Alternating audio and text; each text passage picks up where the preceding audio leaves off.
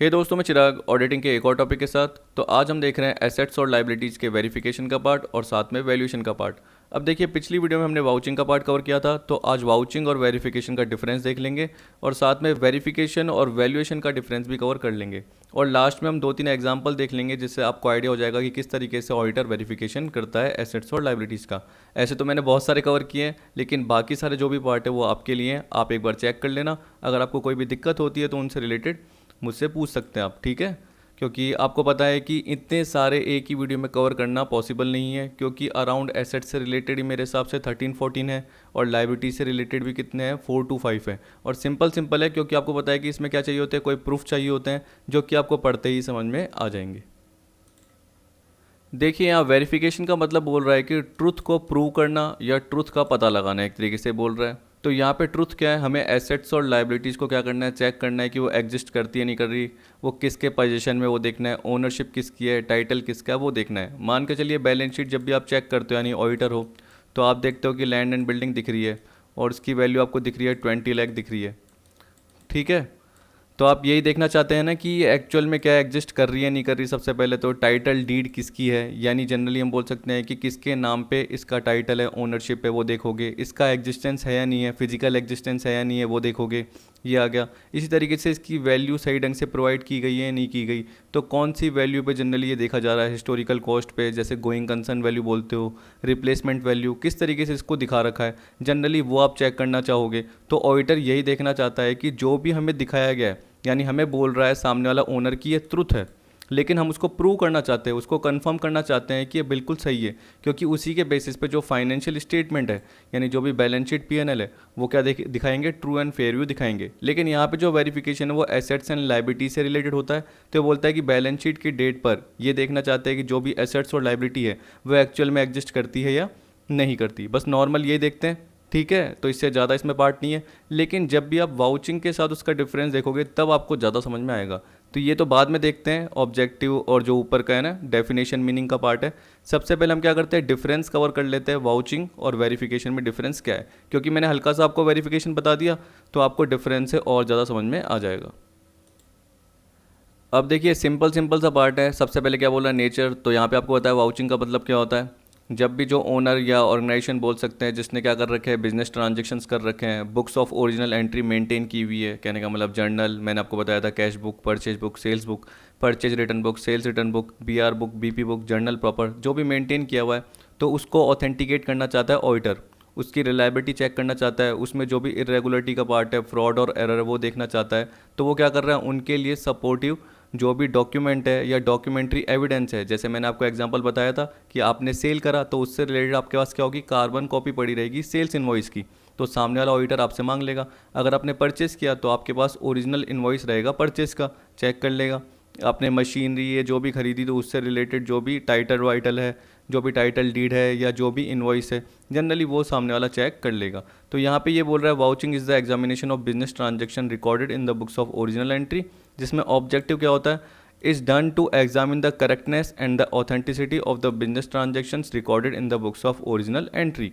तो जो ये रिकॉर्ड किए हैं किसने, ओनर ने यानी ऑर्गेनाइजेशन ने, उसकी करेक्टनेस चेक करना चाहता है, ऑथेंटिसिटी चेक करना चाहता है कौन, ऑडिटर, ठीक है ना। तो ऑडिटर क्या कर रहा है, उन बिजनेस ट्रांजेक्शन्स को एग्जामिन कर रहा है। जबकि वेरिफिकेशन में हम किसकी बात कर रहे हैं, हम इसकी बात थोड़ी कर रहे हैं, हम एक्सपेंडिचर इनकम नहीं बोल रहे हैं। हम ये बोलना चाहते हैं कि एसेट्स और लाइबिलिटी जो भी है वो बैलेंस शीट में अपीयर कर रही है नहीं कर रही, कर रही है, तो उससे रिलेटेड उसका एग्जिस्टेंस है या नहीं है, उसकी ओनरशिप किसके पास है, उसका वैल्यूएशन कैसे किया गया, वो सारा पार्ट देखना है। तो यहाँ पे जनरली जब भी आप वाउचिंग का पार्ट देखोगे तो आप क्या बोलोगे, बुक्स ऑफ ओरिजिनल एंट्री को एक तरीके से ऑथेंटिकेट करना। जबकि यहाँ पे क्या देखना कि जो भी बैलेंस शीट में एसेट्स और लाइबिलिटीज़ अपीयर है उनको एग्जामिन करना, उसका वैल्यूएशन चेक करना। तो वेरिफिकेशन के अंदर वैल्यूएशन भी आ जाता है, याद रखना।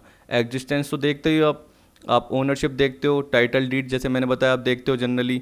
देखिए, मैं generally free hold property, lease hold property, इसका एग्जांपल बता रहा हूँ। ऐसे तो आप स्टॉक का वैल्यूएशन भी देखोगे, क्योंकि आप क्या कर रहे हो, एसेट्स की बात कर रहे हो, तो यहाँ सारी एसेट्स आ जाएगी।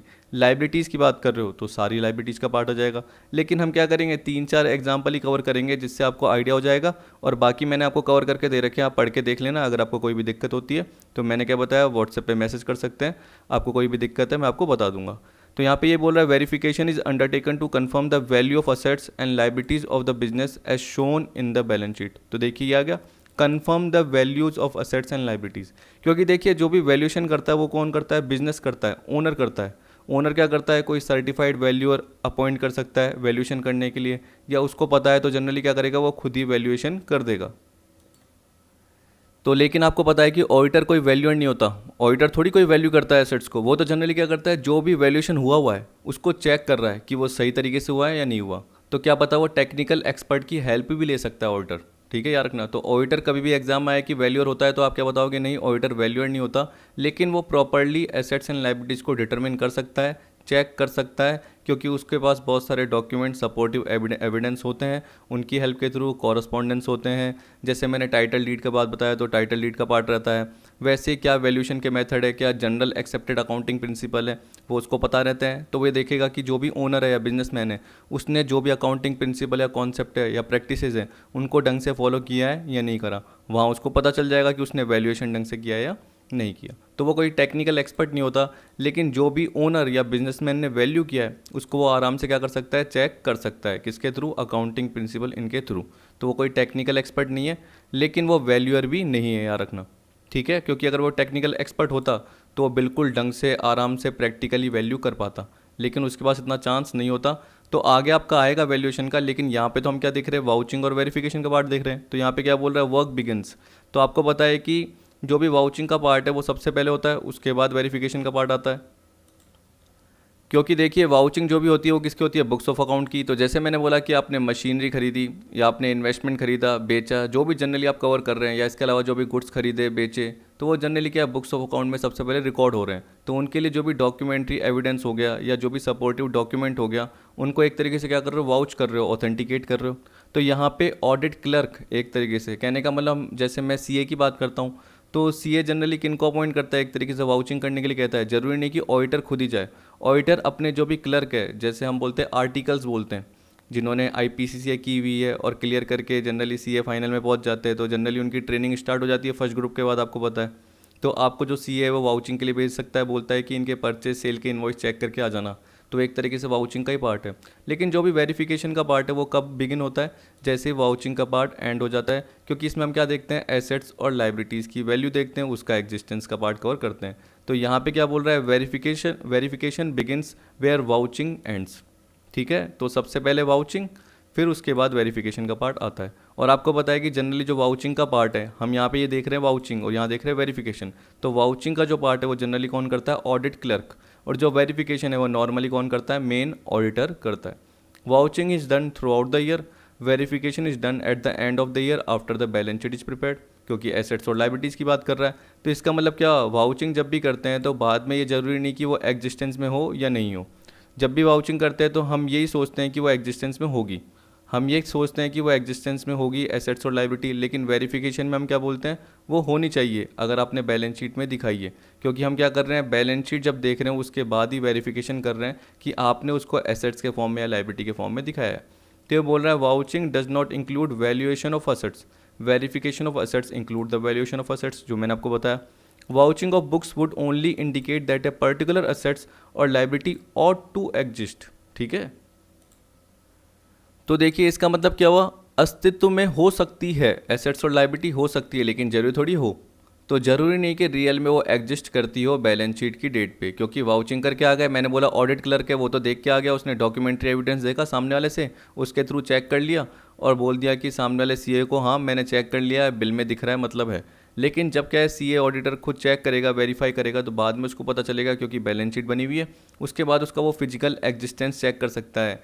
मान के चलिए अगर एसेट परचेज की गई है, ठीक है, और उस पर उसको कुछ शक हो रहा है, तो वो जो भी क्लाइंट है उसके सॉलिसिटर मतलब कौन हो गया, लॉयर से पूछ सकता है कि इस पर्टिकुलर जो भी एसेट है उसका मालिकाना हक किसके पास है एक तरीके से, और इसका प्रॉपरली ऑथोराइज जो भी ओनर है वो कौन है। सामने वाला बोलेगा लॉयर ने यही है, तो इसके लीगल डॉक्यूमेंट दिखाओ, ऑडिटर मांग सकता है। तो ऑडिटर सामने वाले पर्सन से, क्लाइंट से भी कॉरिस्पॉन्डेंस कर सकता है। कॉरस्पॉन्डेंस मतलब वही लेटर एक दूसरे को लिखते हैं ना, या पत्र व्यवहार बोलते हैं एक तरीके से हिंदी में, तो जनरली बातचीत बोल सकते हो नॉर्मल हिंदी में। तो वो बातचीत जो भी है उसका एक रिकॉर्ड मेंटेन होता है। ये हो गया क्लाइंट से, या कोई थर्ड पार्टी हो गई बाहर की, उनसे जनरली वो कॉरस्पॉन्डेंस मांग सकता है ताकि एक प्रूफ के फॉर्म में बना रहे। वैसे ही देखिए अगर कंस्ट्रक्ट हुआ है तो उस केस में आर्किटेक्ट का सर्टिफिकेट होता है कि अगर बिल्डिंग बनाई तो वो कॉन्ट्रैक्टर ने या जिस भी बिल्डर ने बनाई तो आर्किटेक्ट का सर्टिफिकेट मिला होगा, अप्रूव ही होगी, तो जनरली उसके थ्रू वो वैल्यू कर सकता है। ठीक, तो यहाँ पे बोला verification proves whether the assets और liability really exist at the date of balance sheet, generally बताएगा। तो यहाँ पे रियली एग्जिस्ट और यहाँ पे बोल रहा है हो सकती है, तो जरूरी नहीं है हो।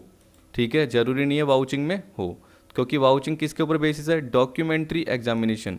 इसका मतलब आप डॉक्यूमेंट देखोगे उसके बेसिस पे ही आप बुक्स ऑफ अकाउंट या बुक्स ऑफ ओरिजिनल एंट्री को ऑथेंटिकेट कर पाओगे। जबकि वेरिफिकेशन में क्या होता है, आप फिजिकली भी वेरीफाई कर सकते हो।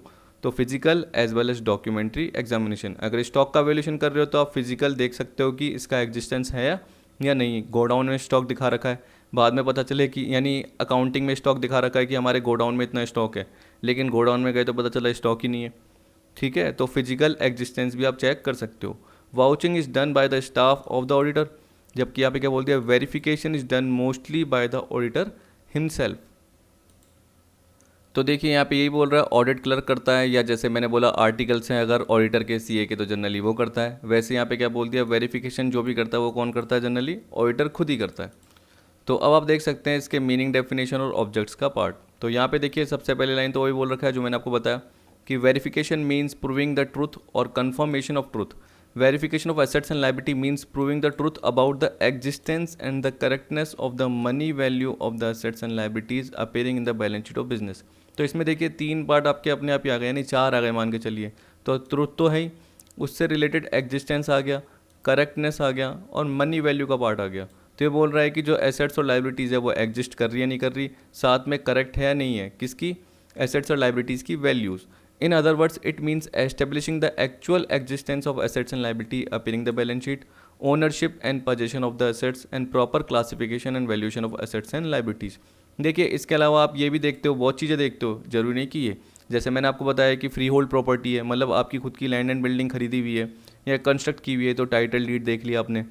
ठीक है, इसके अलावा आपने ये भी देख लिया, मैंने आपको बताया कि अगर कंस्ट्रक्ट किया तो आर्किटेक्ट का सर्टिफिकेट देख लिया, तो एक तरीके से वो क्राइटेरिया पूरा हो गया। फिर इसके अलावा कुछ एक्सपेंडिचर है उसको कोई रेवेन्यू में तो नहीं डाल दिया, तो उसको कैपिटलाइज देखो कि कैपिटलाइज किया गया है या रेवेन्यू गलती से रेवेन्यू में डाल दिया गया हो, तो वो प्रॉपर आप चेक करोगे। इस तरीके से वैल्यूएशन का कौन सा मेथड अपनाया गया है, तो अकाउंटिंग प्रिंसिपल्स फॉलो किए गए नहीं किए गए, तो वेरिफिकेशन में फिर वैल्यूएशन का पार्ट भी आ जाएगा। ये सारा पार्ट इसमें बोल रखा है। ठीक है, तो यहाँ पे देखिए बोल रहा है स्पाइसर एंड पैगलर ने क्या बोला, the verification of assets implies an inquiry into the value, ownership and title, existence and position and the presence of any charge on the assets. और हाँ, साथ में ये भी बोल दिया कि मान लीजिए कि जो भी पर्टिकुलर हम एसेट्स देख रहे हैं, ऑडिटर क्या कर रहा है, जो भी फ्री होल्ड प्रॉपर्टी की बात कर रहा है या और भी कोई एसेट्स की बात कर रहा है, मशीनरी हो गया, फर्नीचर हो गया, कहीं उसको किसी और पर्टिकुलर लोन के अगेंस्ट मॉर्गेज तो नहीं रखा गया। ठीक, जैसे देखिए डेवेंचर्स इशू किए गए तो किसी फ्लोटिंग चार्ज के अगेंस्ट तो इशू नहीं किए गए, यानी किसी एसेट्स के अगेंस्ट इशू तो नहीं किए गए। इसी तरीके से बोलते हैं कि किसी particular machinery, land and building, उसके अगेंस्ट मॉर्गेज तो नहीं किया गया है और उसके थ्रू लोन लिया गया है, तो वो भी जनरली क्या करेगा, देख लेगा कि अगर चार्ज है तो वो प्रॉपर मेंटेन किया गया नहीं किया गया। कहने का मतलब चार्ज तो है लेकिन दिखाया नहीं गया, तो वो भी गलत हो गया। तो अगर चार्ज है, कहने का मतलब अगर एसेट्स को गिरवी रखा गया है या सिक्योर किया गया एक तरीके से किसी पर्टिकुलर एसेट्स को लोन के लिए, जनरली बोल सकते हैं प्लेस के फॉर्म में, मॉर्गेज के फॉर्म में, आप फिक्स चार्ज बोलते हो, फ्लोटिंग चार्ज बोलते हो, कैसे भी जनरली रखा गया है, तो वो प्रॉपर आपको बताना पड़ेगा। अगर नहीं बताते तो ऑडिटर क्या करेगा, इंक्वायरी करेगा, पूछेगा। अब देखिए यहाँ पे ऑब्जेक्ट्स बोल रखा है, तो वही to find out whether assets and liability shown in the balance sheet actually exist. तो इसका मतलब जो बैलेंस शीट में एसेट लाइबिलिटी दिख रही है वो एक्चुअली में एग्जिस्ट करती है नहीं करती। इसी तरीके से जो बैलेंस शीट में दिखा रखी है एसेट लाइबिलिटी, उसको करेक्ट वैल्यू पे दिखाया गया है नहीं दिखाया गया। ठीक है, इसी तरीके से बोल दिया जो एसेट्स दिखा रखी है बैलेंस शीट में उसका पोजीशन और ओनरशिप वो कंफर्म करना। ठीक, फिर बोल रहा है एसेट्स एंड लाइबिलिटीज़ को प्रॉपर क्लासीफाई किया गया है या नहीं किया गया। आपको पता है कि इन्वेस्टमेंट है तो वो इन्वेस्टमेंट से रिलेटेड दिखाए गए हैं या नहीं दिखाए गए। ठीक है, ऐसे अलग अलग आपने क्लासिफिकेशन एसेट लाइबिलिटी का किया गया है नहीं किया गया। To check the arithmetical accuracy of the books of account, ये तो नॉर्मल है, यानी वही टोटलिंग मिस्टेक एक तरीके से हो सकती है तो उसको देखना, या हम बोल सकते हैं कि एक तरीके से देखिए एक जगह से दूसरी जगह रिकॉर्ड होता है, जैसे जर्नल में हुआ उसके बाद पोस्ट हुआ तो कहीं उसमें गलती नहीं हो गई हो तो वो भी जनरली देखना, लेकिन वो वाउचिंग में हो जाती है एक तरीके से। To ascertain whether the balance sheet gives a true and fair view of the financial position of the business. ठीक, तो ये नॉर्मल से दे रखे थे। इसके बाद देखते हैं वैल्यूएशन ऑफ असेट्स का पार्ट, और ये भी इतना ज़्यादा टिपिकल नहीं है, नॉर्मल है। फिर हम देखेंगे वेरिफिकेशन और वैल्यूएशन का डिफरेंस क्या होता है। अब देखिए इसमें क्या बोल रहा है, valuation of assets means the determination of और the ascertainment of the money value at which the assets are shown in the balance sheet. तो बोल रहा है कि जो भी एसेट्स बैलेंस शीट में दिखाई गई है उसकी मनी वैल्यू को असर्टन करना, कैलकुलेट करना, डिटरमिन करना, वही कैलकुलेट करना बोल रखा है। तो आपने ऊपर भी देखा वेरिफिकेशन में, जब आपने मीनिंग देखी, डेफिनेशन देखी, तो मैंने आपको क्या बताया उसमें वैल्यूएशन भी इंक्लूड होता है, क्योंकि साथ में ये भी दे रखा था correctness of the money value of the assets and liability appearing in the balance sheet of the business, तो सेम ही है। तो आपको पता है कि वेरिफिकेशन में वैल्यूएशन इंक्लूड होता है, पर डिफरेंस के पार्ट भी बहुत सारे होते हैं, क्योंकि आपको पता है कि जब भी वेरिफिकेशन का पार्ट होता है तो ऑडिटर गारंटी दे सकता है, लेकिन वैल्यूएशन तो कौन करता है, ओनर करता है, बिजनेसमैन करता है, या बिजनेसमैन जो भी जिसके थ्रू वैल्यू करा रहा है, अकाउंटेंट के थ्रू या टेक्निकल जो भी पर्सन है उसके थ्रू वैल्यू करवा रहा है, तो वो ओनर करा रहा है, बिजनेसमैन करा रहा है, ऑडिटर नहीं करा रहा। ऑडिटर तो क्या कर रहा है, जो भी वैल्यू किया गया है उसको चेक कर रहा है कि वो प्रॉपर्ली डिटरमिन है या नहीं है, प्रॉपर्ली कैलकुलेटेड है या नहीं है, तो उसको वो क्या करेगा, एग्जामिन करेगा, टेस्ट करेगा, अलग अलग उसके बेसिस पे देखेगा। अब देखिए स्टॉक को वैल्यू करते हैं, जैसे आपको बताया कि स्टॉक कॉस्ट और नेट रियलाइजेबल वैल्यू यानी मार्केट वैल्यू विचर इज लेस बोलते हैं। तो कॉस्ट और मार्केट वैल्यू विचर इज लेस, क्योंकि अकाउंटिंग कॉन्सेप्ट का फॉलो किया गया है, कंजर्वेटिव अप्रोच को फॉलो किया है, उसके थ्रू कॉस्ट और मार्केट वैल्यू विचर इज लेस ले लिया गया। अब वो सही ढंग से अप्लाई किया गया है नहीं किया गया, तो वो तो उसको ही देखना है, किसको, ऑडिटर को देखना है। वैल्यू तो हो गया। उसी तरीके से बोल दिया कि रॉ मटेरियल है, उसको फीफो बेसिस पे, लीफो बेसिस पे, वेटेड एवरेज पे कैसे वैल्यू किया गया है, वो तो किसके ऊपर है, बिजनेसमैन के ऊपर। पर उसके बाद क्या देखना है ऑडिटर को, कि ये सही ढंग से वैल्यू किया गया है नहीं किया गया, इसके अंदर भी कोई कमी है, तो एक तरीके से वो क्रिटिकली क्या करेगा, एग्जामिन करेगा। तो बोल रहा है however in audit it implies critical examination and testing of the determined value of the assets on the basis of generally accepted accounting principles. आ गया। In short, it is the process of ensuring that the money value of assets as shown in the balance sheet has been properly determined। कि जो भी businessman ने calculate किया है, value करा है, उसको सही वैल्यू करा है, तो ऑडिटर उसको एग्जामिन कर रहा है, चेक कर रहा है। अब ऑब्जेक्टिव में क्या दे रखा है, वही कि बैलेंस शीट में जो एसेट्स दिखा रखी है उसको प्रॉपरली वैल्यूड किया गया है नहीं किया। ठीक है, क्योंकि यही इंडिकेट करेगा कि वो आपका ट्रू एंड फेयर व्यू दिखा रहा है फाइनेंशियल पोजीशन का। तो बोला to indicate that the balance sheet represented true and fair view of the financial position of the business. तो वो कब होगी, जब एसेट्स को ढंग से वैल्यू किया गया है, तो उसी को तो चेक कर रहा है। To indicate that there is no manipulation of account to inflate or reduce the profit. देखिए वो ये एसेट्स की वैल्यू ज़्यादा या कम तो नहीं दिखाई गई जिसके थ्रू क्या कर सके, प्रॉफिट को मैनिपुलेट किया जा सके, यानी प्रॉफिट को कम ज़्यादा किया जा सके। आपको पता है कि देखिए जैसे डेप्रीशिएशन लगता है, ठीक है, तो मशीनरीज इन पे लगता है, यानी फिक्स रेट पे लगता है। तो अगर आप क्या करोगे, उसको ढंग से नहीं दिखाओगे, जैसे हम क्या बोलते हैं कि यार इन्फ्लेशन अकाउंटिंग में लेनी चाहिए बोलते हैं ना, पर हम क्या करते हैं कि नॉर्मल हिस्टोरिकल कॉस्ट बेसिस पे करते हैं। तो उस बेसिस पे भी अगर आपने क्या कर दी, गड़बड़ कर दी, और आज के हिसाब से रिप्लेसमेंट वैल्यू के अकॉर्डिंग अगर दिखाते तो सही रहता, लेकिन आपने पुरानी वैल्यू के बेसिस पे दिखाया, तो उस बेसिस पे क्या हो सकता है, क्या पता डेप्रिशन कम चार्ज हुआ हो। डेप्रिशन कम चार्ज हुआ तो प्रॉफिट बढ़ा हुआ दिखेगा, प्रॉफिट बढ़ा हुआ दिखेगा, लेकिन रियल में डेप्रिशन ज़्यादा चार्ज होता तो प्रॉफिट कम दिखता। लेकिन आपका प्रॉफिट बढ़ा हुआ दिख रहा है, तो शेयर होल्डर भी आपसे क्या मांग रहे हैं, डिविडेंड मांग रहे हैं, तो आप डिविडेंड दे रहे हो, जबकि रियल में आपका प्रॉफिट इतना है ही नहीं। क्योंकि अगर डेप्रिशन ज़्यादा चार्ज होता तो आपका प्रॉफिट कम आता तो आप शेयर होल्डर को डिविडेंड कम देते। तो इसका मतलब क्या है, आप एक्चुअल में डिविडेंड कम देते लेकिन आप ज़्यादा दे रहे हो, तो आप वो किस में से दे रहे हो, अपनी कैपिटल में से दे रहे हो। तो एक तरीके से आपका कैपिटल का इरोजन हो रहा है, कैपिटल धीरे धीरे क्या हो रही है, आपकी कम होती जा रही है, आपको पता ही नहीं चल रहा। आप सोच रहे हो आप डिविडेंड फ्री रिजर्व में से दे रहे हो, यानी आप अपने डिविडेंड प्रॉफिट एंड लॉस इनमें जो बोलते हैं ना स्टेटमेंट ऑफ पीएनएल, जो भी सरप्लस प्रॉफिट है उसमें से दे रहे हो, लेकिन आप उसमें से नहीं दे रहे, आप अपनी कैपिटल में से दे रहे हो। वो गलती हो सकती है। तो यहाँ पे यही बोल रहा है। अब देखिए बोला auditor's duty in regard to valuation of assets. अब वैल्यूएशन ऑफ असेट एक डिफिकल्ट टास्क है, क्यों, क्योंकि यहाँ पे बोल रहा है टेक्निकल नॉलेज की जरूरत है, जो कि मैंने आपको बताया। But an auditor has neither technical knowledge nor the time required for the valuation of assets, so an auditors can't be expected to do the valuation of assets. In short an auditor is not a valuer. मैंने आपको ये बताया था, पहले भी बता दिया, इसलिए मैं यहाँ पे बोल के बता रहा हूँ बार बार, क्योंकि मैं पहले बता चुका हूँ।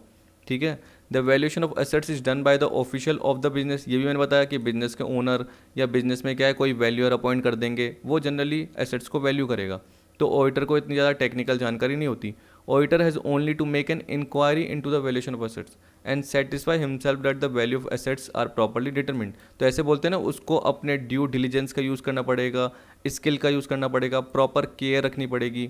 ठीक है, ड्यू डिलीजेंस मतलब हिंदी में होता है सम्यक तत्परता, इसका मतलब जहाँ भी उसको गलती दिख रही है वो फटाफट उसको पहचान रहा हो, उसके पास वो इंटेलेक्चुअल स्किल होनी चाहिए. This view was upheld in many cases. For example the Kingston cotton mills company case, it was held it is no part of an auditor's duty to take stock. तो ये बोल रहा है कि stock को कोई टेक्निकली जैसे बोल रहा है वैल्यू करना ऑडिटर की कोई ड्यूटी नहीं होती. वैल्यू जो भी स्टॉक का हो रखा है उसको एक तरीके से वो क्रिटिकली क्या करेगा, एग्जामिन करेगा, ऑथेंटिकेट करना चाहेगा. ठीक. तो जनरली वो किन पे भरोसा करता है, एक तरीके से he must rely on other people for details of stock.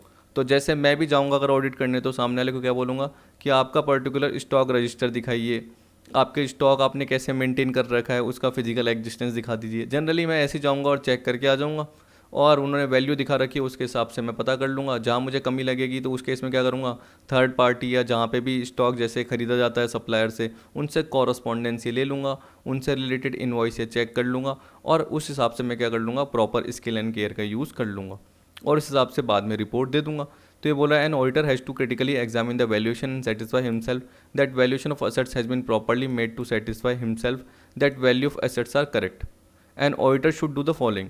तो उसको क्या लग रहा है कि ऑडिटर को बस ये लगे एग्जामिन करने के बाद कि जो एसेट्स का वैल्यूएशन किया गया है वो प्रॉपर्ली किया गया है, करेक्ट किया गया है.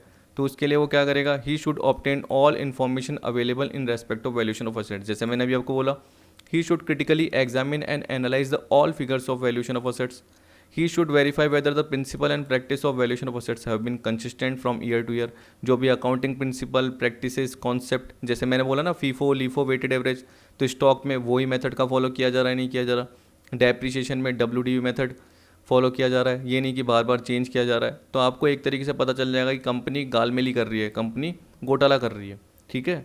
He should verify whether the value of assets have determined properly in accordance with the generally accepted accounting principle. आ गया. Wherever necessary, he should take the assistance of technical expert for valuing the assets. मैंने ये भी आपको बताया था कि जहाँ पे उसको जानकारी नहीं है तो वो क्या कर सकता है, टेक्निकल एक्सपर्ट की हेल्प भी ले सकता है.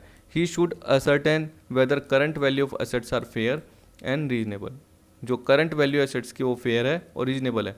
If the auditor does not exercise proper care and skill in the matter of inquiry into the valuation of assets, अगर नहीं करता तब जाके उसको गिल्टी माना जाएगा. अभी देखिए मैंने ऊपर बोला था कि ऑडिटर वैल्यूएट नहीं होता, तो ये नहीं कि उसको एक तरीके से दोषी ठहराया जाए, लेकिन अगर उसके बाद जो स्किल है और उसके बाद जो ड्यू डिलीजेंस का पार्ट है, उसके बाद जो इंटेलेक्चुअल स्किल है, उसके पास जो नॉलेज है, अगर उसका ढंग से यूज़ नहीं करेगा, एक्सरसाइज नहीं करेगा, और अगर उस केसेस में वो एक तरीके से लापरवाह पाया गया या फ्रॉड का दोषी पाया गया, कोई मेटल मिस स्टेटमेंट हो गया उसकी वजह से क्योंकि उसने वो ढंग से पता ही नहीं किया, तो उस केसेस में वो भी दोषी ठहराया जाएगा. तो यहाँ पे एग्जांपल में दे रखा है, इन case of lease estate building and investment versus shepherd, the auditor was held liable for the dividend paid out of capital for several years based on the wrong financial statement. देखिए auditor एक तरीके से liable पाया गया क्योंकि financial statement जब भी वो देखता था तो उसको लगता था कि प्रॉफिट सफिशिएंट हो रहे हैं, उसके बेसिस पे डिविडेंड दिया जा रहा है, लेकिन वो ऑडिटर एक तरीके से लापरवाह था. अगर वो पता करता तो उसको बाद में ये पता चलता कि वो कैपिटल जो भी डिविडेंड दिया जा रहा है वो कैपिटल में से दिया जा रहा है, न कि फ्री रिजर्व में से दिया जा रहा है. जैसे मैंने आपको एग्जांपल में बताया था ना कि जानबूझ के क्या हो गया, एक तरीके से ऐसा लग रहा है कि आपका प्रॉफिट ज़्यादा आ रहा है, लेकिन आपका प्रॉफिट ज़्यादा नहीं आ रहा क्योंकि आपने ढंग से चेक ही नहीं करा कि आपके जो एक्सपेंसेस है वो ज़्यादा आने चाहिए, आपने कम दिखा रखे हैं, तो आपका प्रॉफिट बढ़ा हुआ दिख रहा है. प्रॉफिट बढ़ा हुआ दिखेगा तो सामने वाले शेयर होल्डर को भी आप डिविडेंड ज़्यादा देने की करोगे क्योंकि आपका प्रॉफिट बढ़ा हुआ दिख रहा है, नहीं तो शेयर होल्डर कहीं और चले जाएगा. तो आप अपने प्रॉफिट बढ़ा हुआ देखते हुए उस पर डिविडेंड दे रहे हो, जबकि आपका प्रॉफिट तो क्या है, कम है, क्योंकि आपने एक्सपेंस दिखाई नहीं. अगर आप एक्सपेंस दिखाते तो आपका प्रॉफिट कम दिखता और आप डिविडेंड कम देते, लेकिन आप जो डिविडेंड ज़्यादा दे रहे हो किस में से दे रहे हो, कैपिटल में से देने लग गए. तो ये गलती है. तो ऑडिटर ने एक तरीके से क्या करी, लापरवाही करी, उसने ढंग से चेक नहीं करा. अब देखिए क्लासिफिकेशन का बोल रहा है कि एसेट्स का कैसे करते हैं, तो आपको पता है कि आप है ना रिवाइज शेड्यूल के अकॉर्डिंग जो दे रखा है वैसे देख सकते हो, नहीं तो यहाँ पे बोल रखा है कि fix assets, current assets, intangible assets, wasting, fictitious, contingent ऐसे दे रखा है. तो आपको अलग अलग हल्की हल्की एसेट्स के बारे में पता होना चाहिए. तो ऊपर ऊपर से बता देता हूँ क्योंकि देखिए आपको वैसे ही पता है फिक्स एसेट क्या होती है. देखिए अब फिक्स एसेट बोल रखा है, जनरली आपको पता है कि ये बिजनेस में परमानेंट यूज़ के लिए होती है, रीसेल पर्पज़ के लिए नहीं होती. तो इसमें क्या आएगा, land, building, plant and machinery, computer, सारे पार्ट आ जाएंगे. अब इसके अलावा इसमें आप दो पार्ट में बोल सकते हो, टेंजिबल, इंटेंजिबल, पर जनरली ये टेंजिबल के पॉइंट ऑफ व्यू से ली गई है. तो यहाँ पे बोल रहा है fix assets are to be valued at original और historical cost less total depreciation return off, जिसको गोइंग कंसर्न वैल्यू भी बोलते हैं, हिस्टोरिकल वैल्यू भी बोलते हैं. तो वो जनरली मैंने नीचे लिखा हुआ है सारा का सारा पार्ट, अभी आपको पता चल जाएगा कि गोइंग कंसर्न क्या है, रिप्लेसमेंट क्या है, क्योंकि वैल्यूएशन का पार्ट पढ़ रहे हैं तो हल्का हल्का पॉइंट आपको पता रहना चाहिए। वैसे ही करंट एसेट्स का है तो उसको सर्कुलेटिंग या फ्लोटिंग एसेट्स भी बोलते हैं, क्योंकि आपको पता है कि जनरली ये गुड्स प्रोड्यूस करने के लिए या रीसेल के पर्पज़ के लिए खरीदी जाती है। जैसे हमने स्टॉक की बात करी, आपको पता है कि डेटर्स है जल्दी कैश में कन्वर्ट हो जाएंगे, कैश एंड बैंक की बात कर रहा है। फिर इसके अलावा और भी होते हैं, कैश स्टॉक डेटर्स तो होते ही हैं, पर बीआर का पार्ट होता है, प्रीपेड एक्सपेंस हो सकते हैं, आपके एक्रूड इनकम का पार्ट हो सकता है, शॉर्ट टर्म इन्वेस्टमेंट हो सकते हैं, बहुत सारे ऐसे जनरली पार्ट आपके होते हैं जो कि आपने फाइनेंशियल स्टेटमेंट एनालिसिस रेशो का पार्ट आपने मुझसे देखा था, उसमें जनरली कवर कर लिए थे। लेकिन यहाँ वैल्यूशन की बात कर रहा है तो ये बोल रहा है कि कैश और बैंक के वैल्यूशन की रिक्वायरमेंट नहीं होती। बुक डेट्स और बीआर जनरली बुक वैल्यू पे होते हैं। रॉ मटेरियल्स मैंने आपको बताया फीफो लीफो एवरेज कॉस्ट जैसे वेटेड एवरेज या जितने भी मेथड है उनके हिसाब से होते हैं। इसका मैंने अलग से पार्ट भी लिया है, आपको बताया ना, मैंने बताया कि एसेट्स और लाइबिलिटीज़ का वेरिफिकेशन और वैल्यूशन के आप कुछ एग्जांपल कवर कर लेना, तो मैंने बहुत सारे नीचे एग्जांपल दिए हुए हैं, उसमें मैंने आपको मटेरियल यानी इन्वेंट्री का पार्ट भी कवर करवाया हुआ है। उसमें जनरली कुछ मेथड्स भी मैंने लिखे हुए हैं, एक्सप्लेन नहीं किया हुआ लेकिन मेथड तो लिखे हुए हैं, तो वो देख सकते हो आप। इसी तरीके से क्लोजिंग स्टॉक है, उसको आप कैसे वैल्यू करोगे, कॉस्ट और market price which is lower, ये दे रखा है। फिर देखिए थर्ड में क्या दे रखा है, इंटेंजिबल एसेट्स, वो एसेट्स जिनको देख नहीं सकते हो, छू नहीं सकते हो, तो इसमें क्या आएगा, goodwill, patent, trademark, copyright, computer software, licence, franchise. तो जनरली इनको किस पे दिखाते हो, कॉस्ट प्राइस पे दिखाते हो, और इसमें से जितना एक तरीके से अमोर्टाइज हो चुका होता है उतना क्या करते हो आप, लेस कर चुके होते हो। जैसे हम डेप्रिशन लेस करते हैं, प्रोविजन फॉर डेप्रिशन बनाते हैं, वो लेस करते हैं, वैसे ही ये करेंगे। वैसे ही वास्टिंग एसेट होती है, जनरली देखिए वो नेचुरल रिसोर्सेज बोलते हैं ना, उनसे रिलेटेड ही होती है, तो ये भी फिक्स नेचर की होती है। जैसे जैसे इसको यूज़ करते जाओगे ये क्या होती जाएगी, डिप्लीट होती जाएगी, कहने का मतलब ग्रेजुअली एग्जॉस्ट होती जाएगी, ख़त्म होती जाएगी। तो एग्जांपल्स क्या दे रखा है, माइंस, क्वेरीज यानी खाने खदाने, जिसमें से क्या निकालते हो, जो भी मिनरल्स निकालते हो, कोल निकालते हैं बोलते हैं ना, वैसे ही ऑयल वेल्स बोल दिया। तो इस तरीके से धीरे धीरे ये डिप्ली होती जाती है, यानी ग्रेजुअली एग्जॉस्ट होती जाती है जैसे जैसे इनकम हम अर्न करते जाते हैं। These assets are valued at original cost less provision for depletion, तो जैसे प्रोविजन फॉर डेप्रीशन बोलते हैं वैसे provision for depletion. Fictitious assets, तो आपको जनरली पता है कि इसको हिंदी में बोलते हैं कृत्रिम संपत्ति। जब आपने रेशो कैश फ्लो मैंने आपको बताया कि जनरली वो कवर किए फाइनेंशियल स्टेटमेंट के पार्ट, तो उस वक्त आपने बहुत बार देखे थे, मुझसे सुने थे। फिक्टिशियस एसेट्स में क्या आता है, प्रिलिमिनरी एक्सपेंसेस का पार्ट आता है, discount on issue of debenture का पार्ट आ जाता है आपका, एडवर्टीजमेंट एक्सपेंसेस ये आ जाते हैं, इस तरीके से बहुत सारे आपके पार्ट आ जाते हैं। ये बोला these are neither physically visible nor realisable into cash, ना तो ये देख सकते हैं और ना ही कैश में रिलाइजेबल होती है। इसका मतलब एक तरीके से रेवेन्यू एक्सपेंडिचर के फॉर्म में होती है, लेकिन that have been temporarily capitalise with the object of generating the amount over a period of year the benefit of which accrues। इसका मतलब क्या है कि जिससे रिलेटेड भी हमने ये एक्सपेंस किए हैं तो हमें पता है कि उसका बेनिफिट हमें आगे आने वाले 4 साल 5 साल इतने तक मिलेगा, तो इसलिए इसको राइट ऑफ करते हैं हम धीरे धीरे। तो जैसे एडवर्टीजमेंट आपको पता है एक्सपेंडिचर होते हैं, तो अगर वो आपने बहुत सारे किए, कहने का मतलब अगर एक बिजनेस है उसको पता है कि अगर 1 करोड़ के उसने एक्सपेंडिचर किए हैं और उसी साल पीएनएल में दिखाएगा तो लॉस दिखेगा बहुत सारा, पर उसको पता है कि उसका जो बेनिफिट है एडवर्टीजमेंट एक्सपेंडिचर का आने वाले 5 साल तक मिलेगा, तो उसको क्या करेगा, हाँ 1 करोड़ अपन 5 कर देगा, तो हर साल क्या करेगा 20 लाख 20 लाख 20 लाख राइट ऑफ करेगा पीएनएल से, और बाकी जो पार्ट है वो कहाँ दिखाएगा, अभी भी एसेट्स के फॉर्म में दिखाएगा, तो वो क्या कहलाएगी, फिक्टिशियस एसेट्स कहलाएगी, और क्या कहलाएगी, डेफर्ड एडवर्टीजमेंट एक्सपेंडिचर। इस तरीके से एग्जाम्पल हो गया। वैसे आपने discount on issue of debenture भी पढ़ा हुआ है, ठीक है, प्रीलिमिनरी एक्सपेंस भी देखा हुआ है। अब आपको दे रखा है कंटीजेंट असेट्स, तो यहाँ पे क्या बोल रहा है, these are assets the existence value and ownership of which depends upon the occurrence of a specified event. तो इसका मतलब क्या बोल रहा है, जिसकी एग्जिस्टेंस वैल्यू ओनरशिप किस पे डिपेंड करती है, कि अगर कोई स्पेसिफाइड इवेंट होता है तब जाके। जैसे आपने कंटीजेंट लाइबिलिटी भी पढ़ा है, उसमें क्या होती है, आपकी लाइबिलिटीज़ अराइज हो सकती है नहीं भी हो सकती, जनरली ऐसे बोलते हैं ना। जो भी होगी वो किस पे होगी, किसी इवेंट के बेसिस पे होगी, आपको पता है। जैसे आप वहाँ पे देखते हो कि किसी पार्टी को आपने गारंटी दे दी, तो वो आपकी लाइबिलिटी का पार्ट है। क्यों, क्योंकि आपने किसी भी पार्टी को गारंटी दे दी कि दूसरी पार्टी की, कि आप उसको लोन दे दो या उसको एडवांस दे दो, अगर वो नहीं दे पाएगा तो हम दे देंगे, तो गारंटी किसकी बन गई, आपकी। अगर सामने वाली पार्टी उस पार्टी को पे नहीं कर पाई तो वो पार्टी किससे मांगेगी, आपसे मांगेगी, तो आपकी लाइबिलिटी रहेगी। वैसे एग्जाम्पल तो बहुत सारे बन सकते हैं, मैंने आपको कहीं ना कहीं पर्टिकुलर अलग से बताए हुए हैं, लेकिन मैं इतना डिटेल में भी बता नहीं रहा। तो यहाँ पे बोल रखा है एसेट्स में examples are claim for refund of income tax, sale tax et cetera. ये दे रखा है, ये एसेट से रिलेटेड है, लाइबिलिटी से रिलेटेड नहीं है। इसका मतलब क्या हुआ, जिसका एग्जिस्टेंस वैल्यू ओनरशिप कब आएगी, जब कोई स्पेसिफाइड इवेंट होगा और वह एसेट्स के फॉर्म में आएगी। तो देखिए यहाँ पे बोल रहा है रिफंड ऑफ इनकम टैक्स, तो claim for refund of income tax, इसका मतलब अभी तक मिला नहीं है, मिलेगा तो तब तक आपने एसेट्स के फॉर्म में दिखा दिया, क्योंकि आपको पता है कि किसी स्पेसिफाइड इवेंट के होने पर आपको उसका क्लेम मिलेगा, सेल टैक्स का क्लेम में आपको मिलेगा, तब जाके वो कंटीजेंट असेट्स के फॉर्म में जो भी आपका पार्ट था यानी फुट नोट के नीचे था, वो जनरली आपका बैलेंस शीट में असेट्स के फॉर्म में आ जाएगा। तो तब तक तो वो नीचे था, बैलेंस शीट के बाहर था, लेकिन बाद में आ जाएगा जैसे ही वो पर्टिकुलर इवेंट अराइज हो जाएगा तब। अब देखिए क्या बोल रहा है, classification of liabilities for valuation, उसमें करंट लाइबिलिटीज़ आपको पता है, फिक्स लाइबिलिटी आपको पता है कि जो लॉन्ग टर्म है, नॉन करंट लाइबिलिटीज़ है। कंटीजेंट लाइबिलिटी देखिए अभी आपको पता है कि एक्चुअल लाइबिलिटी नहीं होती, लेकिन मैंने आपको बताया था कि सर्टेन इवेंट जो फ्यूचर में होगा उसकी हैपनिंग या नहीं होने पर जनरली ये डिपेंड करती है कि लाइबिलिटी अराइज होगी या नहीं होगी।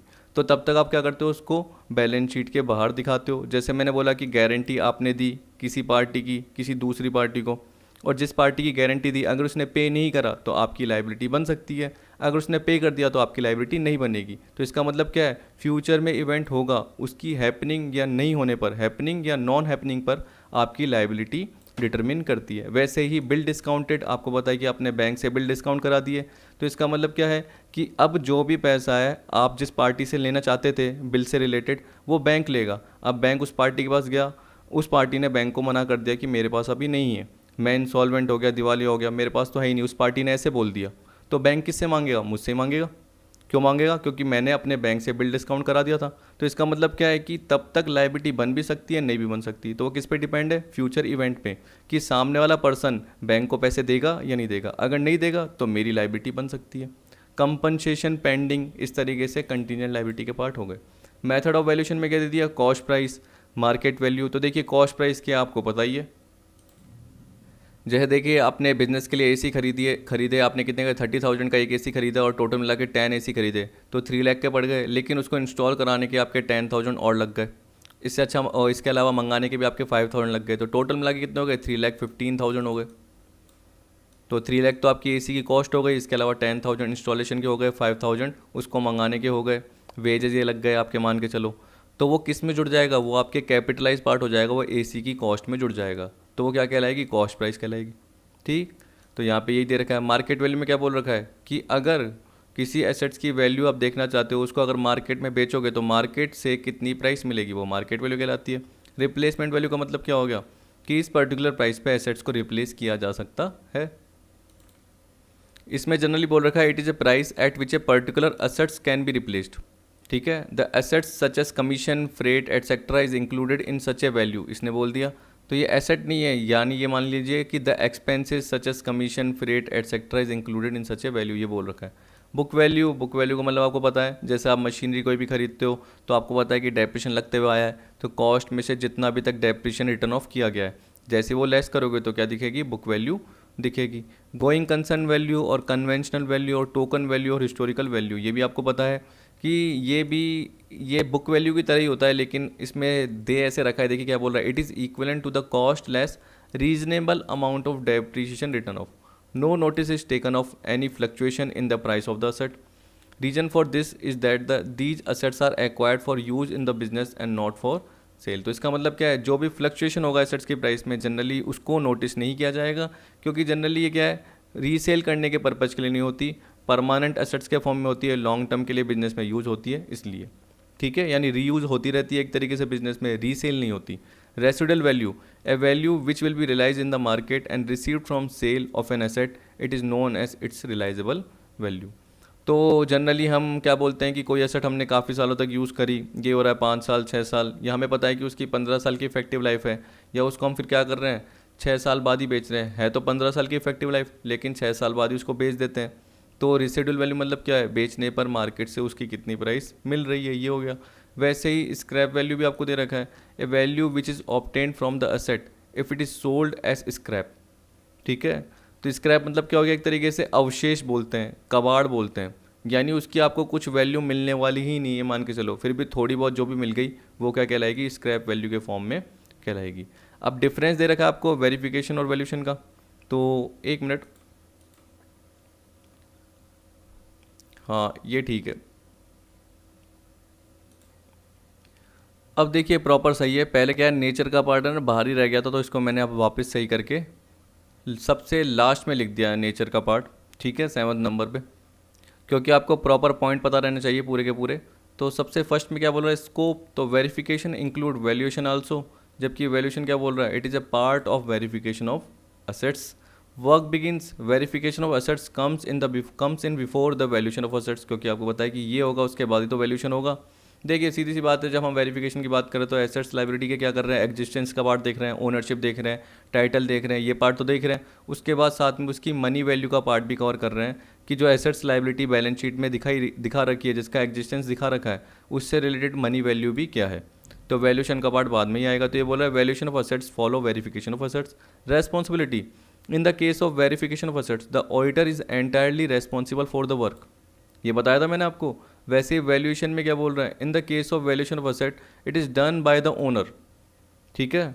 The auditor merely ensures that the values of the assets as shown in the balance sheet are correct. तो बस वो क्या कर रहा है, एक तरीके से ये देखना चाहता है कि जो भी वैल्यू दिखाई गई है वो प्रॉपरली डिटरमिन है या नहीं है। तो उसको एक तरीके से वो क्या कर रहा है, चेक कर रहा है, एंश्योर कर रहा है कि जो भी वैल्यू दिखाई गई है एसेट्स के फॉर्म में बैलेंस शीट में, वो सही ढंग से दिखाई गई है या नहीं दिखाई गई, ठीक है।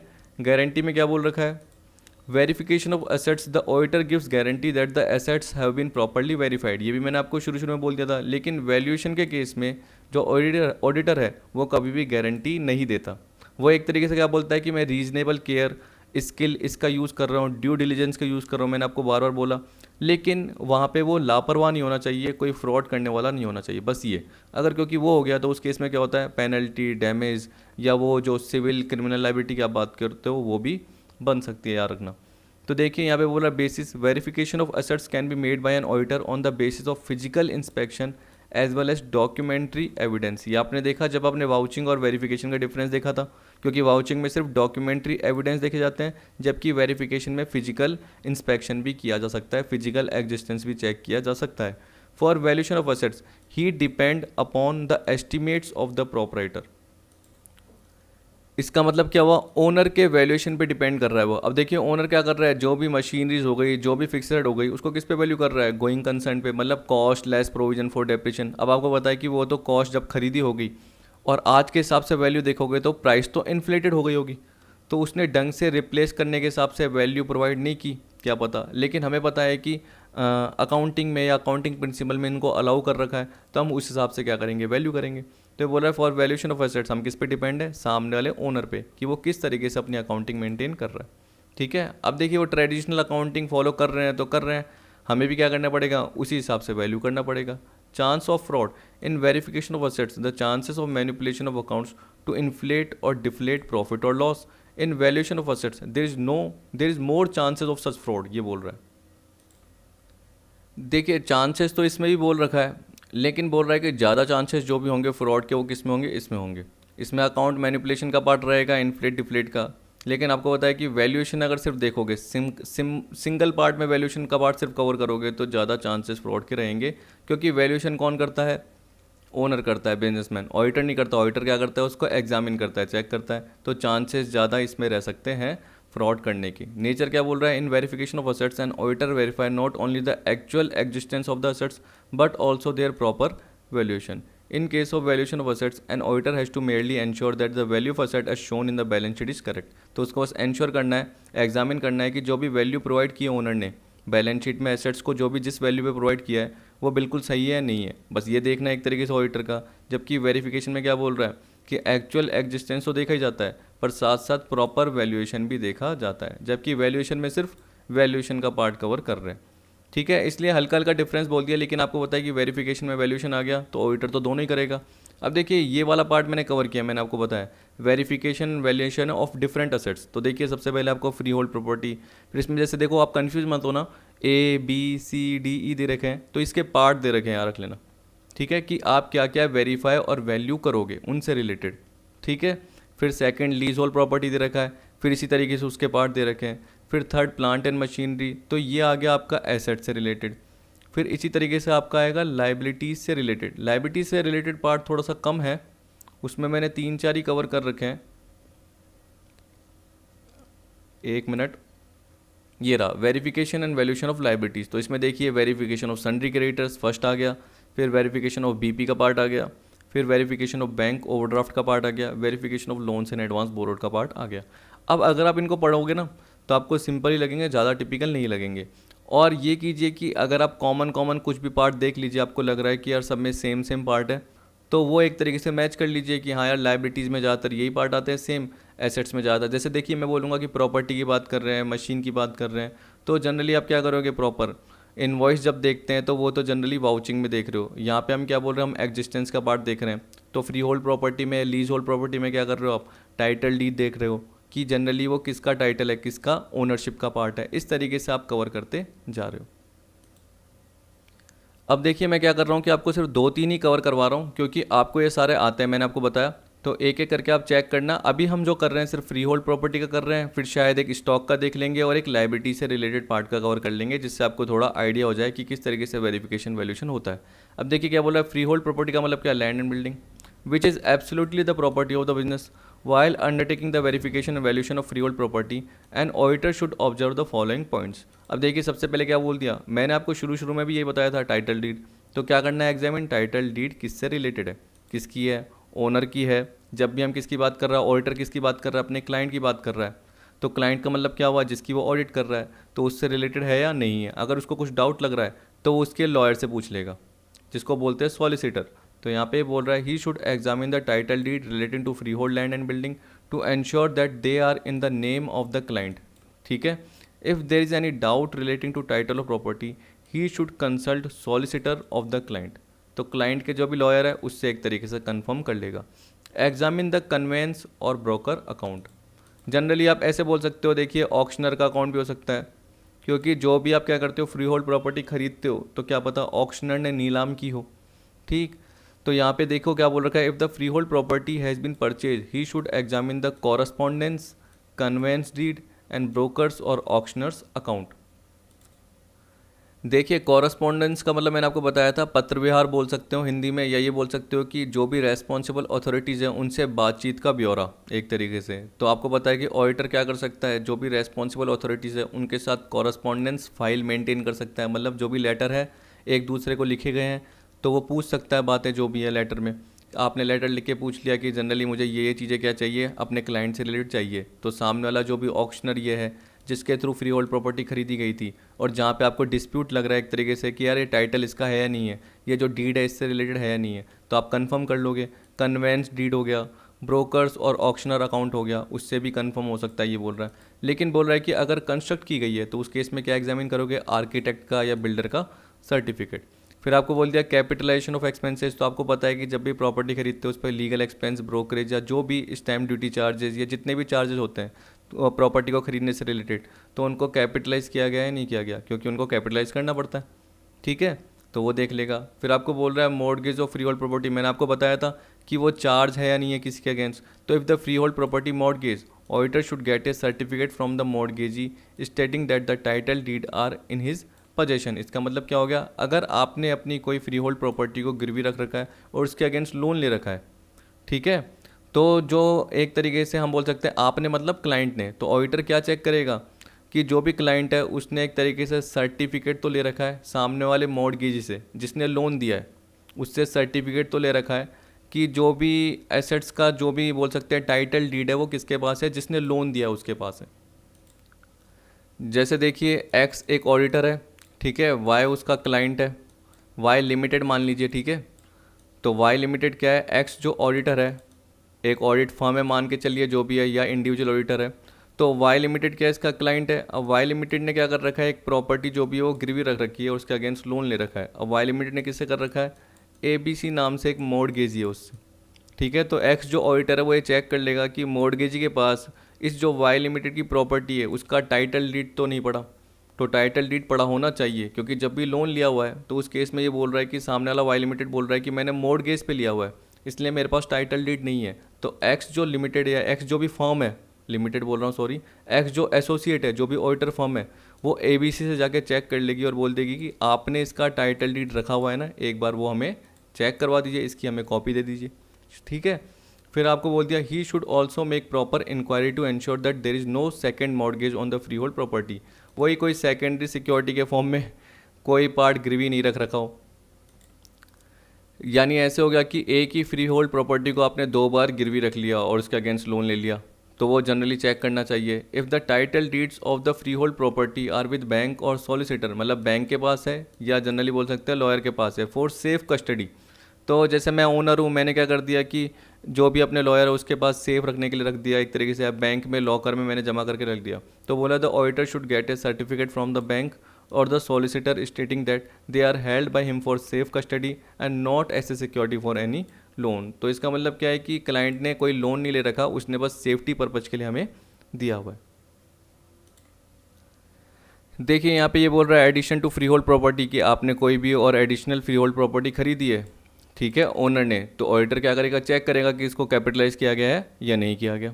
तो जनरली रेलिवेंट वाउचर है वो भी चेक कर लेगा और उसके साथ साथ ये भी चेक कर लेगा इसको कैपिटलाइज किया गया नहीं किया गया। Sale of freehold property, साल के दौरान, ईयर के दौरान जो प्रॉपर्टी बेची गई है उनसे रिलेटेड प्रॉफिट लॉस को पीएनएल में कैसे दिखाया गया है, तो करेक्टली शो किया गया नहीं किया गया, और जितना सेल किया गया वो ढंग से दिखाया गया नहीं दिखाया गया, ठीक है, कि यानी बैलेंस शीट में से जितना सेल किया गया उसको हटा दिया गया है और उस पर जो भी प्रॉफिट लॉस का पार्ट है उसको पीएनएल से कैसे चार्ज किया गया। रिपेयर रिन्यूअल का पार्ट आपको बोल रखा है, तो he should see that repair renewal of freehold property are charge to revenue. Provision for depreciation, तो adequate provision for depreciation freehold building पे या फ्री होल्ड प्रॉपर्टीज़ पे चार्ज किया गया। Appreciation of freehold building, तो ये बोल रहा है कि अगर कोई एप्रिशिएटेड वैल्यू है, यानी उसको अगर रीवैल्यूड किया गया और उसके बेसिस पे उसकी वैल्यू को बढ़ाया गया है, तो उस बेसिस पे जो भी एप्रिशिएटेड वैल्यू है वो बैलेंस शीट में डिस्क्लोज की गई है नहीं की गई clearly. He should also obtain a certified copy of valuation of the property from a professional valuer, क्योंकि जो भी वैल्यू किया होगा या जो भी वैल्यू अप्रिशिएट की होगी वो किसी न किसी प्रोफेशनल वैल्यूअर से अप्रोप्रिएट करके, यानी एक तरीके से चेक करवा के इंक्रीज करवाई होगी। जनरली ये हो सकता है, या वैल्यू करवाई होगी, तो ज़रूरी नहीं कि बड़ी हो, कम भी हो सकती है, पर हम बिल्डिंग के केस में बोलते हैं कि जनरली वैल्यू बढ़ती ही बढ़ती है, तो उसकी जो सर्टिफाइड कॉपी है प्रोफेशनल वैल्यूअर से वो मांग ली जाएगी। Shown in the balance sheet, तो यहाँ पे बोला है see that freehold property shown separately in the balance sheet under the head fix assets, तो क्लासीफाइड ढंग से किया गया है। He should also see that freehold property shown as cost less depreciation, जो भी कॉस्ट उस पर जो अभी तक का प्रोविजन फॉर डेप्रिशिएशन या नॉर्मल आप डेप्रिशिएशन हर साल जो चार्ज करते हो वैसे चार्ज किया हो। In case freehold property shown in the balance sheet in market value, auditor must see that they are clearly mention in the balance sheet, कि ये मार्केट वैल्यू पे दिखाया गया है। अब देखिए इसी तरीके से आपके लीज होल्ड प्रॉपर्टी का पार्ट है, तो देखिए इसमें क्या बोल रहा है, examine the lease deed registered, ये दे रखा है। If the lease is for more than 1 year the auditor should see that lease deed is registered, इस तरीके से दे रखा है। तो आप सारा पढ़ के देख लेना, सिंपल सिंपल दे रखे हैं, एडिशन बोल दिया, रिपेयर रिन्यूअल बोल दिया, प्रोविजन फॉर डेप्रिशिएशन देखिए अब मैंने इसमें कुछ नहीं लिखा क्योंकि ऊपर की तरह ही है, शोन इन बैलेंस शीट ऊपर की तरह ही है। तो जनरली जहाँ पे कुछ कवर नहीं कर रखा या फिल नहीं कर रखा तो इसका मतलब क्या है, यानी कुछ लिखा हुआ नहीं है, तो ज़्यादातर ऊपर की तरह ही सेम होंगे। प्लांट एंड मशीनरी, तो प्लांट रजिस्टर एग्जामिन कर दिया, ये बोल रहा है। Examine the schedule of plant and machinery बोल दिया, ठीक। Verify the plant and machinery purchase आ गया। अब देखिए वही addition, sale of plant and machinery है, सेल एंड नहीं है, ये sale of plant and machinery है। Repair and renewal, provision for depreciation shown in balance sheet, सारा सेम है। तो इसलिए एक बार आप देखेंगे आपको खुद ही समझ में आ जाएगा, सिंपल सिंपल है। देखिए जैसे प्लांट रजिस्टर है वैसे फर्नीचर फिक्सचर के लिए फर्नीचर स्टॉक रजिस्टर आ गया। फिर इसी तरीके से क्या बोल रहा है, फर्नीचर जो परचेज किया उसकी इनवॉइस चेक करना, रिसिप्ट चेक करना, तो वाउचिंग का पार्ट भी थोड़ा सा आ गया। फिजिकल वेरिफिकेशन करना, ये आ गया। अब देखिए याद रखना, फिजिकल वेरिफिकेशन कोई प्राइमरी रेस्पॉन्सिबिलिटी नहीं है। अगर जहाँ पे आपको लग रहा है कि यार सब कुछ सही है तो फिजिकल वेरिफिकेशन करने की ज़रूरत ही नहीं होती, लेकिन हम क्या बोल सकते हैं कि देखिए मशीनरी एसेट्स बड़ी बड़ी होती है वैल्यू, तो आपको सामने जब क्या करते हो फैक्ट्री में जाते हो तो दिखी जाती है एक तरीके से। तो आप ये क्या करते हो, जो भी स्टॉक का पार्ट है उसको वैल्यू करना चाहते हो, उसको एग्जामिन करना चाहते हो, यार स्टॉक इतना दिखा दिया तो रियल में है तो नहीं कहीं, तो आप जानबूझ के क्या करोगे, एक तरीके से सरप्राइज चेक कर लोगे, उसके गोडाउन में जाके चेक कर लोगे। तो वो एक प्राइमरी रेस्पॉन्सिबिलिटी नहीं है, वो आप बोल सकते हो कि आप रीजनेबल केयर और स्किल का यूज़ करना चाहते हो तो आप जाके एग्जामिन कर सकते हो। तभी यहाँ पे बोल रहा है कि फिजिकल एग्जामिन कर सकते हो, सारी जगह लिखा हुआ होता है, लेकिन ये मत बोलना कि प्राइमरी रेस्पॉन्सिबिलिटी है, क्योंकि इसके अलावा और भी रेस्पॉन्सिबिलिटी होती है जो आपने अभी तक पढ़ी हुई है। अब देखिए वैल्यूएशन ऑफ गुडविल का पार्ट आ गया, तो ये देख लेना। इस तरीके से verification and valuation of patent right आ गया। वेरिफिकेशन ऑफ इन्वेस्टमेंट का पार्ट आ गया, देखिए verification of cash in hand आ गया, ठीक। IOU का मतलब मैंने आपको बताया था, इसका मतलब क्या है, IOU एक तरीके से मुझे आपको कितने अमाउंट देने हैं, जनरली ये देखना है। तो IOU का मतलब क्या हो गया कि अगर सामने वाले ने हमें दिया है तो इसका मतलब उससे हमें कितने पैसे लेने हैं, हमने दिया है तो हमें उसको कितने देने हैं। इस तरीके से सारा पार्ट आप वेरीफाई कर लोगे। एक बार पढ़ के देखना, सिंपल सिंपल है, ज़्यादा टिपिकल नहीं है। तो इस तरीके से टोटल मिला के आपके जो कवर हो रहे हैं वो 12 वाले। हाँ देखिए, एक और ये वाला पार्ट भी देख लीजिए क्या बोल रहा है, वेरिफिकेशन ऑफ लोन एडवांस। अब देखिए लोन आपने क्या है, हम एसेट्स के फॉर्म में देख रहे तो आपने दिया है, तो बोला loan against the security of land and building. फिर बोल रखा है loan against the security of stock and shares, loan against the security of goods. इस तरीके से दे रखा है loan against the security of life policy. इसका मतलब क्या है कि आपने लोन दिया है और सामने वाले ने उसके अगेंस्ट क्या सिक्योरिटीज़ गिरवी रखी है, land and building, stock and share, goods. तो उसके भी मैंने अलग अलग पार्ट कवर कर रखे हैं। सबसे पहले तो देखिए क्या बोल रहा है, वेरीफाई करो कि examine the schedule of loan granted, जो भी आपने लोन दिया उससे रिलेटेड शेड्यूल। फिर क्या बोल रहा है, verify the loan advance with the help of loan agreement, application of loan, acknowledgement of receipt, loan account in the ledger, ये बोल दिया। Examine the authorise authority of person granting the loans, ये बोल दिया। Ascertain the worth of securities, ये बोल दिया। तो आप देख सकते हैं कि सारा पार्ट कवर करने के बाद अलग अलग से भी दे रखा है। जैसे ए से रिलेटेड देखिए loan against the security of land and building. फिर बी से रिलेटेड देखिए loan against the security of stock and share. तो ये एक्स्ट्रा पढ़ने के लिए आप चाहे तो पढ़ सकते हैं, नहीं तो ऊपर पार्ट देखिए आपको समझ में आ जाएगा। तो अब क्यों कवर करा है मैं 4-5 भी कवर करवा सकता था, लेकिन मुझे कहीं से दिख गए। फिर मैंने एक और PDF देखी तो उसमें देखा कि उसमें भी बहुत सारे थे, फिर उसके बाद देखे उसमें भी बहुत सारे थे। तो मुझे लगा कि आपके लिए भी एक तरीके से सूटेबल रहेंगे, क्योंकि आप बाद में ये ना बोलिए कि सर इसमें कंटेंट कम है या आपने कम ही प्रोवाइड किया है, इसलिए मैंने सारे प्रोवाइड कर दिए। अब देखिए यहाँ पर जब हम बात कर रहे हैं स्टॉक से रिलेटेड, ये रहा verification and valuation of stock in trade. तो यहाँ पे देखिए क्या बोल रहा है, verification of stock in trade और valuation of stock in trade, ये बोल दिया। 2 एलिमेंट इसमें कवर कर दिए। अब आप देख सकते हैं वेरिफिकेशन में क्या बोल दिया कि verification of stock in trade does not mean merely the checking of stock statement, it is much more than this. It includes the following: verification of physical existence of stock in trade, verification of ownership of stock in trade, verification of guarantees in the statement of stock, examine the organisations transaction that result in stock in trade. क्योंकि कभी कभी क्या बताया मैंने, आप floating charge भी रख लेते हो, कहने का मतलब लोन लेते हो और उसके अगेंस्ट कुछ ना कुछ फ्लोटिंग एसेट्स भी गिरवी रख लेते हो, यानी सारी एसेट्स एक साथ, तो उसमें स्टॉक का पार्ट भी गिरवी हो जाता है। तो कितनी गारंटी आपने दी है, ensuring that receipts and issues are properly recorded, ensure that provision is made for obsolete stock, मतलब जो आउट ऑफ फैशन स्टॉक है, आउट ऑफ ट्रेंड स्टॉक है, उसका प्रोविजन आपने पहले से क्रिएट किया है। इंटरनल कंट्रोल या इंटरनल चेक का आपका सिस्टम क्या है, ये बोल दिया। Verification of arithmetic accuracy of statement of stock आ गया। फिर आपको बोल रहा है कि while verifying stock in trade, auditor को अपने माइंड में क्या क्या बातें रखनी चाहिए। तो उसको क्या रखना चाहिए, ये आपने वाउचिंग में देख लिया था कि इंटरनल चेक ढंग से है या नहीं है। इसी तरीके से copies of physical layout of plant, giving names and description of all department where stocks are held, store department में कितना है, प्लानिंग डिपार्टमेंट के पास कितना है, प्रोडक्शन डिपार्टमेंट के पास कितना है, वो सारा एक तरीके से आपको चेक करना पड़ेगा। परचेजिंग डिपार्टमेंट के पास कितना स्टॉक है, obtain details as to the quantities and value of stock with each department, secure a copy of stock taking instruction issued to staff, ensure that proper and adequate record of stock have been maintain. तो ये auditor सारे के सारे क्या करेगा, check करेगा। He should test check physical existence at least 5% of items. तो ये बोल रहा है कि एटलीस्ट जो जितने भी आइटम्स है उसकी 5% जो भी पार्ट है वो शॉप में एक तरीके से जहाँ पे भी जनरली आप यूज़ करते हो पड़ा रहे। आपको पता है कि गोडाउन में तो बहुत सारा माल पड़ा होगा, उससे रिलेटेड आपने क्लोजिंग स्टॉक में दिखा दिया कि ये, लेकिन जो यूज़ हुआ है एक तरीके से, या एटलीस्ट जो गोडाउन शॉप में पड़ा है मैं बोल सकता हूँ, या एक तरीके से आप बोल सकते हो कि जहाँ पे आपका बिजनेस एग्जीक्यूट होता है वहाँ पे पड़ा है, तो एटलीस्ट 5% तो उसका जनरली रहना चाहिए। यहाँ पे ये बोल दिया कि एक तरीके से चेकिंग करने का तरीका है।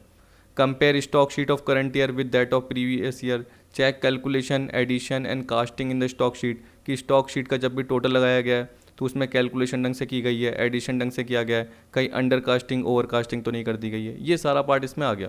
फिर आपको बोल रहा है following points are to be noted by valuing stock in trade. अब वो तो वेरिफिकेशन का था, ये वैल्यूएशन का है।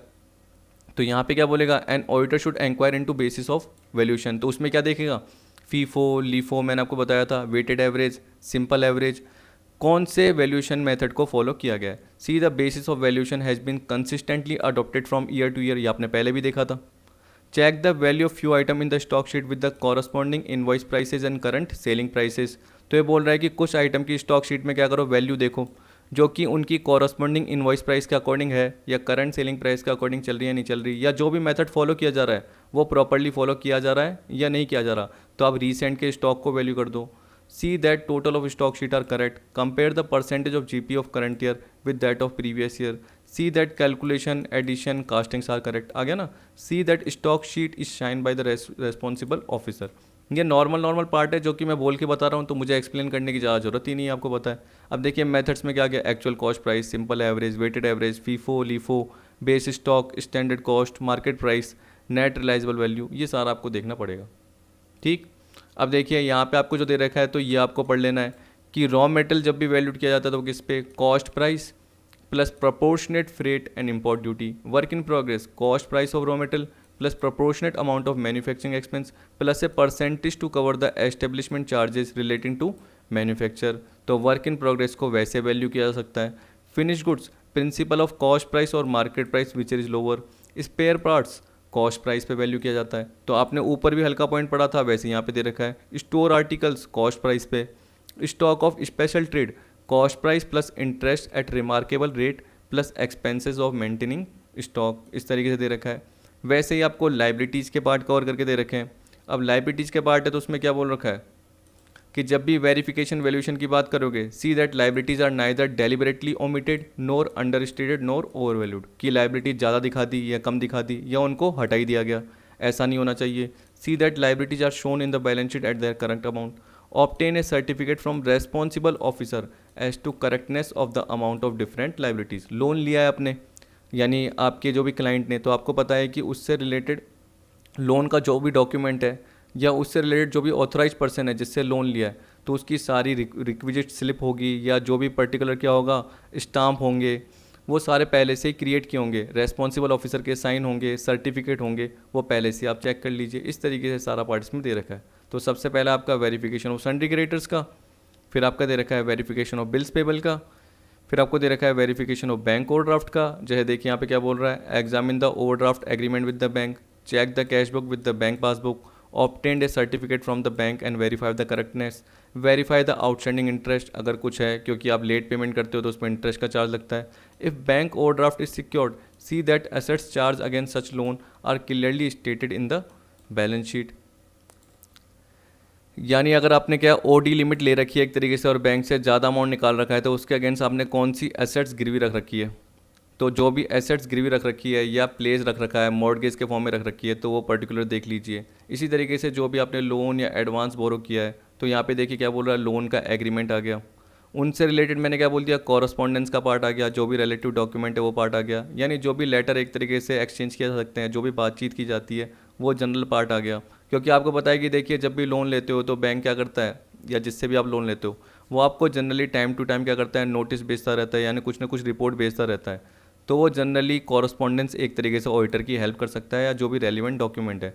Ensure that loans and advances are taken for the use in business, वो बिजनेस में यूज़ के लिए लिया गया है, और बिजनेस में जिस पर्पज़ के लिए लिया गया है, जैसे आपको पता है कि अगर बिल्डिंग बनवाने के लिए लिया है तो वो उसके लिए यूज़ किया गया है, न कि पर्सनल यूज़ के लिए ले लिया गया हो ऐसे। Check the amount of loan and advances with the confirmation letter received from landers.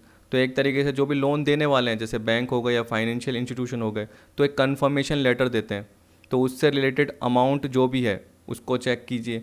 If the loans are secured, examine the amount of secured loan, nature and value of security, see that interest on loan is paid और not, see that loans are separately shown in the balance sheet as secured and unsecured. जो भी secured loan है जिसके against आपने कोई security यानी कोई भी एसेट्स मॉर्गेज के फॉर्म में रखी हुई है या चार्ज के फॉर्म में रखी हुई है, या कोई एसेट्स जो आपने अनसिक्योर्ड वे में, कहने का मतलब लोन ले रखा है किसी रिलेटेड पार्टी से जिसमें आपने कोई भी सिक्योरिटी गिरवी नहीं रखी या चार्ज के फॉर्म में नहीं रखी। फिर आपका वेरिफिकेशन ऑफ डिबेंचर आ गया, आउटस्टैंडिंग एक्सपेंस आ गया, इनकम रिसीव्ड एंड एडवांस आ गया, ये सारा पार्ट कवर हो गया। लाइबिलिटीज़ के पार्ट और भी आ सकते हैं लेकिन मैंने इतने कवर कर लिए हैं, तो आई होप आपको इतना पार्ट तो समझ में आ गया होगा। आप चाहे तो ऊपर के पार्ट कवर कर लेना और 2-3 एग्जाम्पल इसमें देख लेना, जिससे आपको थोड़ा आइडिया हो जाएगा, क्या पता एग्जाम में आ जाए तो आपका भला हो जाए। क्योंकि देखिए नए टॉपिक हैं, अब हमें क्या है कि पूरा का पूरा पार्ट करवाना पड़ता है, क्योंकि अगर मैं नहीं करवाऊंगा और एग्जाम में आ जाएगा तो आप क्या बोलोगे कि यार सर ने ये तो पर्टिकुलर पॉइंट बताए नहीं, इसलिए मुझे इसमें सारे के सारे पॉइंट कवर करने पड़ते हैं। और नेट का टॉपिक आपको पता है कि बड़ा है, नेट कॉमर्स में अपने जितने भी यूनिट्स हैं बहुत बड़े बड़े हैं, लेंदी हैं, तो इसलिए मुझे सारे पार्ट कवर कराने पड़ते हैं, नहीं तो मेरा मन भी नहीं मानता कि मैंने आपको पूरा कवर नहीं करवाया। ठीक है, तो आई होप आपको आज की वीडियो पसंद आई होगी। वीडियो देखने के लिए थैंक यू।